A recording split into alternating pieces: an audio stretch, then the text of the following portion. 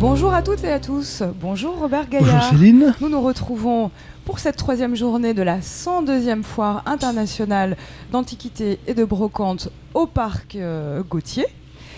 Et aujourd'hui, dans la rubrique de notre expert Robert, j'ai l'impression qu'il va me poser un petit peu une colle ce matin, Robert. Robert, est-ce que vous pouvez me cuisiner ? Oui, alors j'ai découvert sur le stand de Monsieur Dubois, qui est un ancien marchand de la foire, et j'ai découvert quelque chose que, Céline, vous ne trouverez pratiquement qu'à l'Île-sur-Sorgue, ou peut-être un peu dans le sud-ouest, mais vous le trouverez, c'est un objet que vous ne trouverez pas ni à Paris, ni en Normandie, ni en Bretagne, ni en Alsace. Et cet objet, voilà, ce sont... Alors attendez, justement. Voilà, que c'est d'après vous ? Déjà, nous allons le regarder. Vas-y, parlez. Oui. Alors, Céline, d'après vous, que ce sont des flacons à parfum, ce sont des... Alors je me pose un petit peu la question, moi effectivement je pensais à un contenant plutôt de la chimie, voire de l'huile d'olive. Ah, on n'est pas loin Céline, on n'est pas loin, ça sent la Provence. C'est vrai que c'est un petit peu une énigme pour moi. Voilà. Est-ce que vous pouvez nous faire une vraie révélation ? Alors je vais vous dire le secret.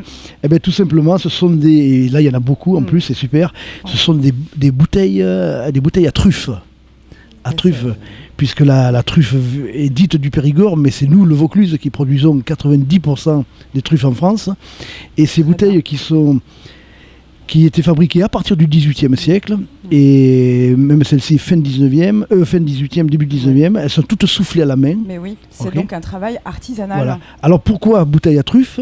Puisqu'il fallait bien les expédier, les truffes. Dans les grands restaurants dans le monde entier. Dans le monde, et donc on mettait les truffes à l'intérieur, on les stérilisait, on mettait un bouchon de liège et dessus on mettait un cachet de cire. Incroyable. Et ça permettait de les envoyer dans toute l'Europe, en Russie, à la cour de Russie. Et on en a trouvé d'ailleurs, on en a trouvé qui étaient intacts du 19e siècle où il y avait encore les truffes à l'intérieur. Voilà. Alors ce qui est incroyable déjà, c'est la rareté de l'objet. Et le nombre. Et le nombre de ce brocanteur qui a trouvé ça, parce qu'on ne les trouve pas facilement. C'est vraiment un objet local. Alors, pratiquement. Alors, dans le sud-ouest, les premiers ont été faits dans le Périgord, puisque la truffe était originaire du Périgord. Et puis après, c'est venu dans notre région, ici en Provence, quoi. Et celles-ci sont très belles parce qu'elles sont faites à la main, vous le voyez, soufflées à la main. Et alors, elles sont teintées vert pour que la lumière, bien sûr, ne passe pas et conserve les éléments. Bien sûr. Voilà.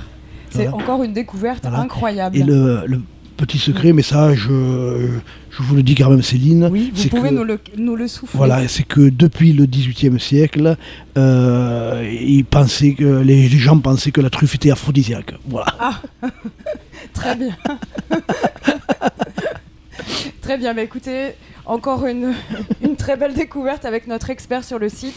On se retrouve demain, Robert. Demain pour un nouvel objet. Merci encore. Au revoir Céline, merci. Au revoir.